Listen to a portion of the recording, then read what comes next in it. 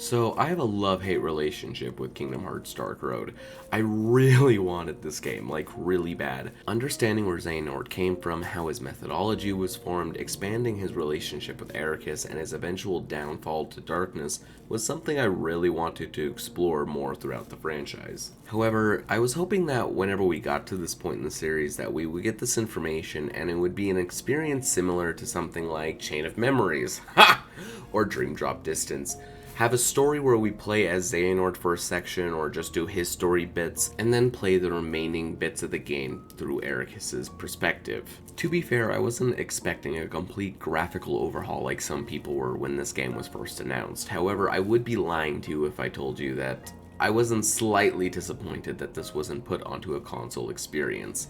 However, with what I've understood of the development of Dark Road, this was very much a spare-of-the-moment project that a lot of the team wanted to work on, making it somewhat understandable that this is not a full-blown console experience. Much like my Union Cross video, I'm going to be going over my thoughts on each individual episode of Dark Road, seeing if I can possibly predict the ending, as I'm writing this several months in advance, and of course, spoilers for Dark Road and probably just all of Kingdom Hearts. I won't be going over the gameplay like I did in my Union Cross video, because I'm not going to be pretending that it's any more engaging than Union's. To me, it is 100% a game where you can just leave the game on, put it in auto mode, and come back later with plenty of BP. I also really haven't played since the update introducing items, so if that aspect of the gameplay changes everything for you, please let me know down in the comment section down below. However, I would like to try to get this video out in a timely manner this time around, so I won't be trying it out for myself. But with all of that said, on to episode 1, Unexpected Departure. The first episode of Dark Road is honestly fairly standard. Our exciting incident is that a group of upperclassmen have gone missing while training for their Mark of Mastery exam, so Xehanort and his class are tasked with trying to find them, minus one, a missing classmate named Baldur who has a sister in the missing class. Master Odin, Xehanort's teacher, gave him a special assignment to prevent him from learning of his sister's unknown fate. As for the remaining classmates that we have met, and I apologize in advance, I'm more than likely going to be mispronouncing a majority of these characters' names incorrectly. Hermod and Njord seem to be the class president types that you see in most animes, Tenya and Momo from My Hero Academia as an example. Though I'm only writing this as they're about to depart Scala, there is still plenty of time for them to evolve as characters. However, I thought it would still be important to explore their first impressions. Vor seems to be a sweet, gentle soul, and Bragg, seems to be smug and the cool type guy. Ericus is the most interesting to me at the moment, as he is a completely different person from who we see in Birth by Sleep.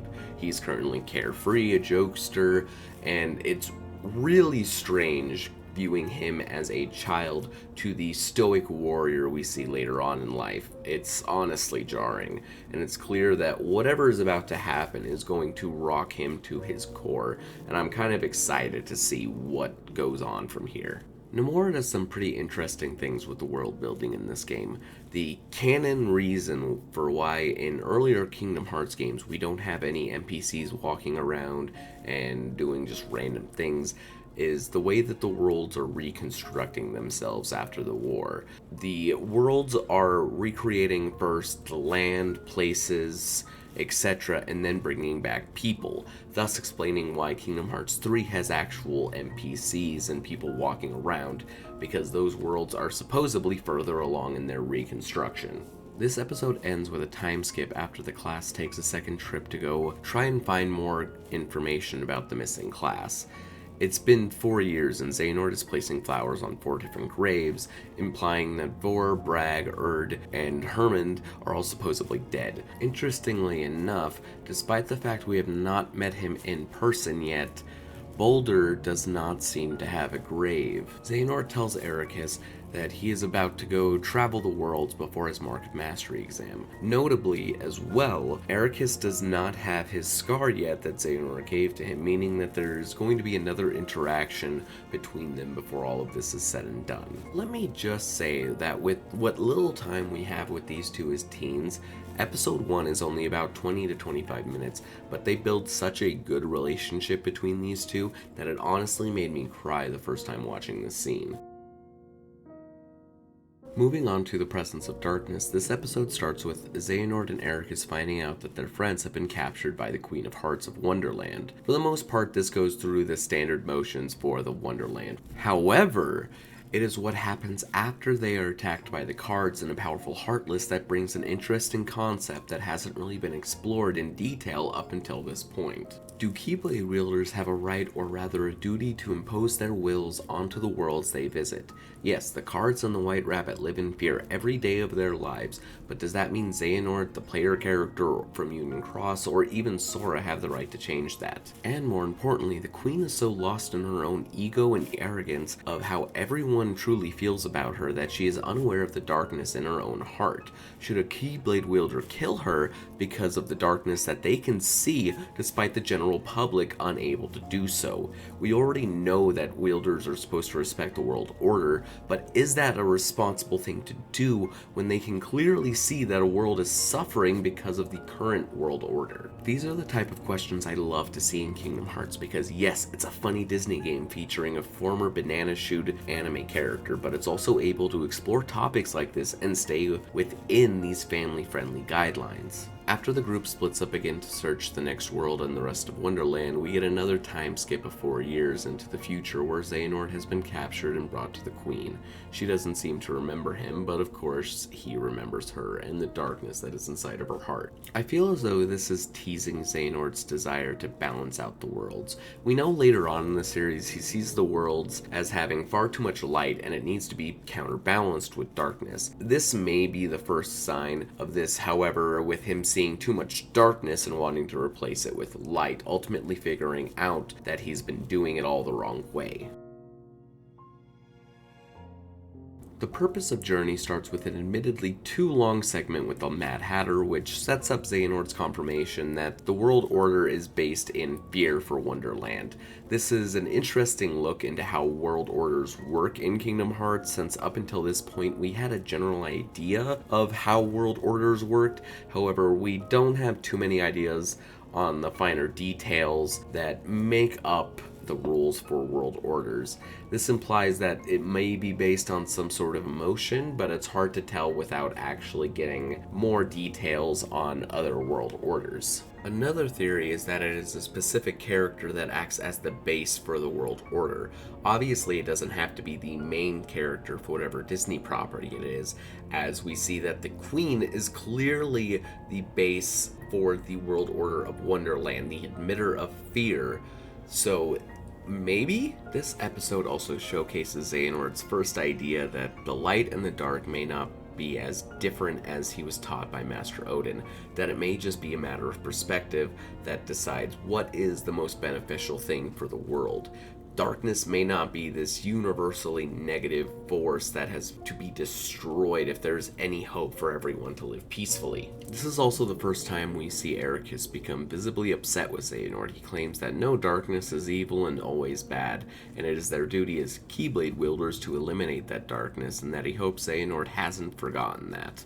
A few minutes later, we learn that Ericus's grandfather supposedly died fighting the darkness, and that he believes that hating darkness is just in his blood. However, Xehanort reaffirms that he hasn't forgotten about his duty. Before the episode ends, we get a flashback with Ericus having a conversation with Boulder before the events of the main story. This is really interesting, just give me a second. They talk about how his sister just left for the Mark of Mastery exam, except this was different from the way that they were taught an exam would happen. Those who returned would be made into Keyblade Masters, implying of course that some would not be returning and dying in the process. In my opinion, this makes it sound as if people are expecting more of a Master Ericus exam, where they hit floating balls around a room, but instead they got a Master Yensid exam where you have to go wake up sleeping worlds. Now, the reason why I find this flashback so interesting is because we've had this feeling that Xehanort has been telling us the story so far throughout the course of the game. We have him narrating parts of the game with foreknowledge that he wouldn't have access to unless he was retelling the events to somebody else. However, Xehanort is not in the scene with Ericus and Boulder. Granted, this could be just some creative liberty they took, but the series that puts so much attention into small details, I do find it a little strange that we're seeing this cutscene where Xehanort is not present when he has been the focal point of every other scene in the game.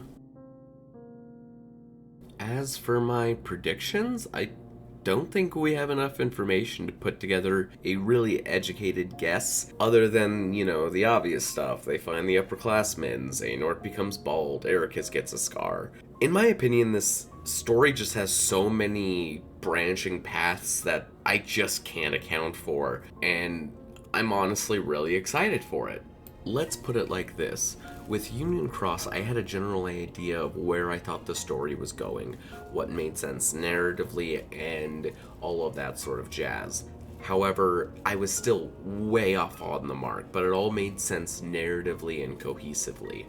Whereas with Dark Road, I see the narrative threads everywhere. However, I can't make a straight line with it, possibly because we've only had 3 chapters and it wasn't a multi-year build-up like Union Cross was, but that just makes me ever more excited when I don't have the slightest clue where the story is going. It's something I can honestly vibe with, and now we just have to wait for Cruel Clues and beyond. Cruel Clues starts in a familiar setting 1 year before the events of Dark Road. We see the chess scene from the beginning of Kingdom Hearts 3. Xehanort and co arrive in the Dwarf Woodlands, and after saving said dwarf from a possible mine collapse, Vor tells Ericus and Xehanort about the magic mirror, and of course the first thing Ericus wants to know is how to beat Xehanort in chess. My sweet baby boy.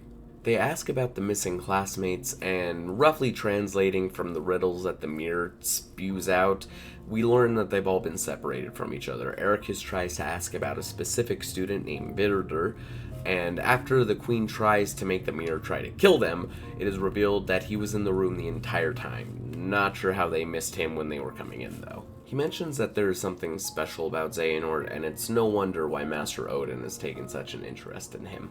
Vor leaves with Vilder because he says he still has something he has to do. After this, there is a brief flashback of everyone talking about why they want to become Keyblade Masters, and Hermod mentions to keep the greater order, and unless I'm mistaken, this is the first time that we've heard something like this. Correct me in the comments section below if I'm wrong, but possibly we're getting a deeper look into the orders of how Kingdom Hearts works. This episode ends with Old Man Xehanort going back to the mirror, asking it about his friends that he's been seeing in his dreams for his entire life. He's searched everywhere and hasn't found them and wants to know where they are or if they even exist. The mirror points out that Xehanort is now bald and to go to the Keyblade graveyard. And may I just say that Xehanort going bald because he was stressing about his friends was not on my Dark Road bingo card. Episode 5, The Key to Each World's Order, starts with a conversation between Ericus and Xehanort, as we're more familiar with them, aka they're old, talking about the possibility of the Keyblade War, the Keyblade itself, and the aftermath that would come with it. Ericus tells Xehanort that he would never let him do that while he was alive, and he attacks him. We finally see him with the scars that we do in Birth by Sleep, which in my opinion is kind of surprising. I was always under the assumption that he got these scars while they were younger, but this is just a few years before the events of Birth by Sleep, so that means that they're relatively fresh.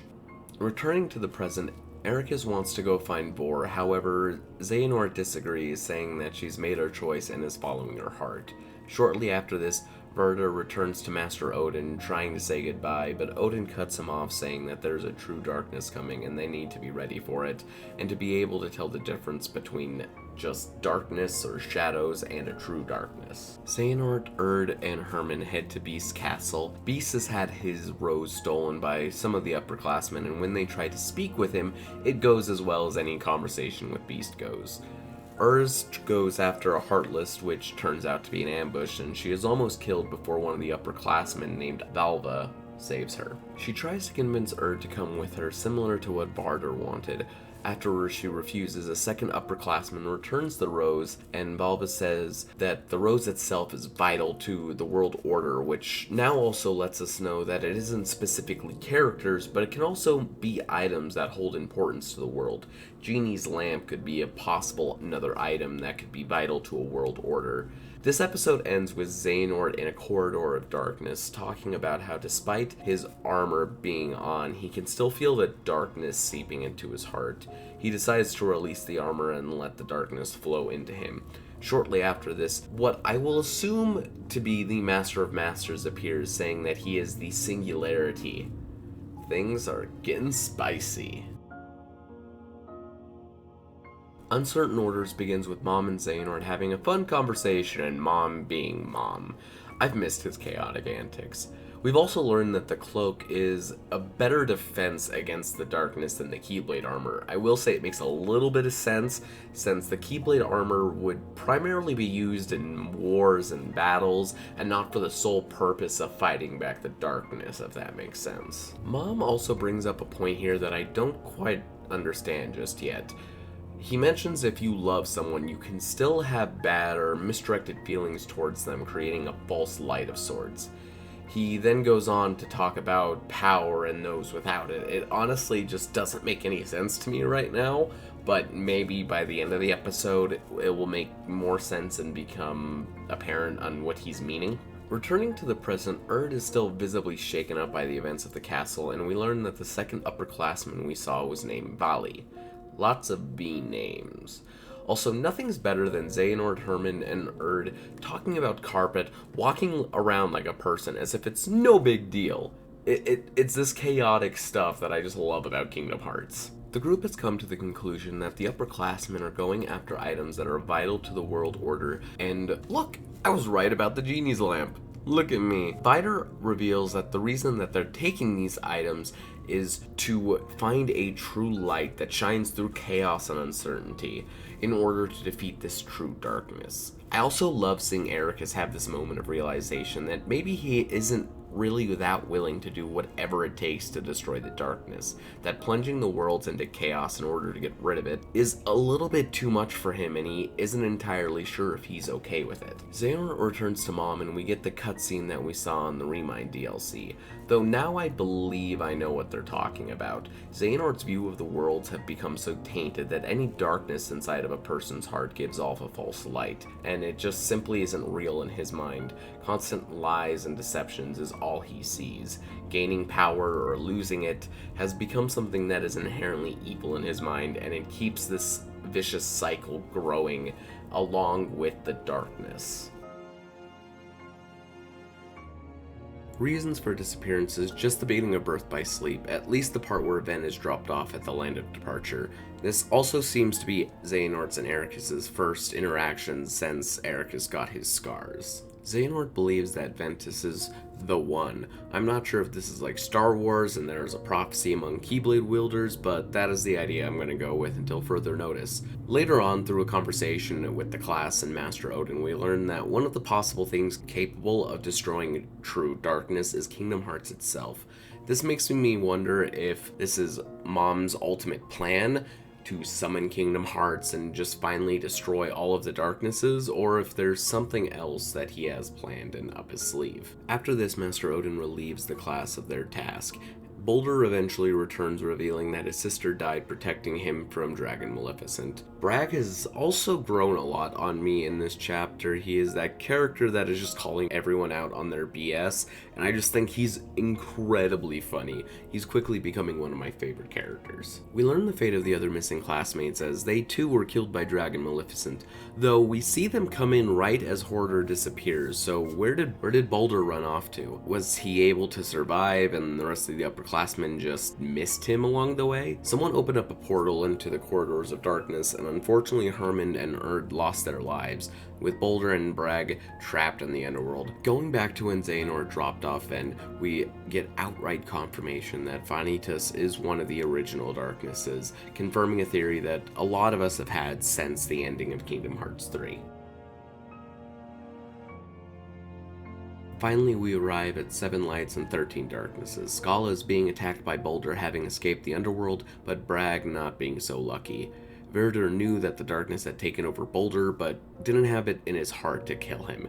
Ericus in rage attacks Vala, Valley, and Verder for allowing Boulder to fall into the darkness. Boulder had been taken by the darkness shortly after his sister's death, explaining that gap in the enchanted domain that I thought was a plot hole. Boulder goes on a killing spree, killing Valley, Boulder, Vala, and finally Vor, leaving only Xehanort and Ericus to defend all of Scala et Kylum. During the final confrontation with Boulder, he calls Xehanort out on how light and darkness is not as simple as good or evil. If you can't tell, this is a running theme throughout Dark Road, and I'll talk about that more in a moment.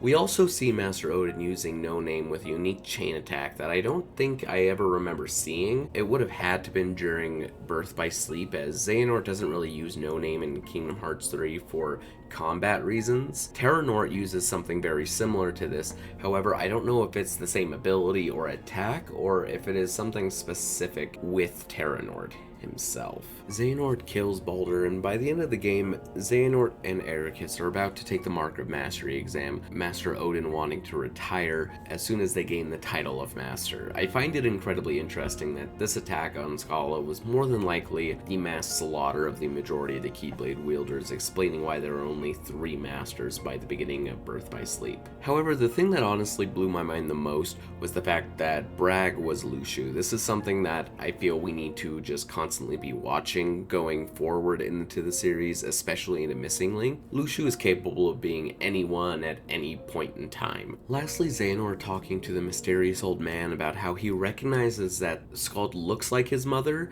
is very interesting to me. There was an interview with Nomura that has already confirmed that Skald is not his mother, further supporting that she is in fact Subject X. However, he did say that Skald is related to Xehanort's mother, which adds a layer of complexity. The mysterious old man also says that he has had multiple lifetimes. At first, I was under the assumption that he was also Luxu, since we know that Luxu could have been raising Xehanort and then go into Bragg's body later on. However, giving myself time to think about this, I honestly believe that the mysterious old man is actually Brain. He would have had 2 lifetimes technically, one during the Age of Fairy Tales and then one during the Age of Scala. I feel like it's fairly likely, and he also calls Ephemer a dear friend, which Luxu doesn't really do. At its core, I believe that Kingdom Hearts Dark Road is about oversimplification. Xehanort nor Ericus really understood the severity of what they were getting into at the start of the game.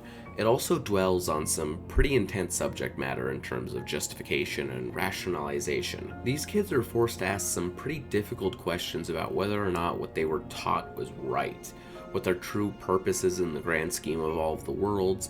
It's the entire reason why the upperclassmen defect from Scala and go to such a drastic extreme to deal with the death of their friends, crippling the worlds in the process in order to do so. This may even be why we see Ericus move from such a stern point of, no, all darkness is bad, to later on in life explaining to Terra that yes, even though there is darkness in your heart, you need to learn to control that. As I said earlier, this is why I love Kingdom Hearts. It's able to explore these dark subject matters without getting shut down by Disney. However, if I did have to give one nitpick for this game, it is the one scene where Xehanort and Ericus fight with their respective Keyblades. We don't really get any context for why they're fighting, when, or where they got the Keyblades. It would have been nice to see Odin give him No Name and Ericus receive Master's Defender somehow, but overall, like I said, this is a nitpick and doesn't exactly hurt the story overall. Dark Road took almost 2 years to finish after multiple delays, but wow is it good. The world building, the characters, and story easily put this in the top 5 Kingdom Hearts stories in my own opinion. I know it's been a long time waiting for the story to wrap up, but I'm more than happy with what we have here, and I'd easily recommend it to anyone within the community. The gameplay, as per usual, is lackluster in this case, but that is how it is with all mobile games for this franchise, unfortunately. Here's hoping that Missing Link has a more engaging gameplay and a story to match. Thank you everybody for watching. You know what to do with all these links. May your heart be your guiding key. I'll see y'all next time.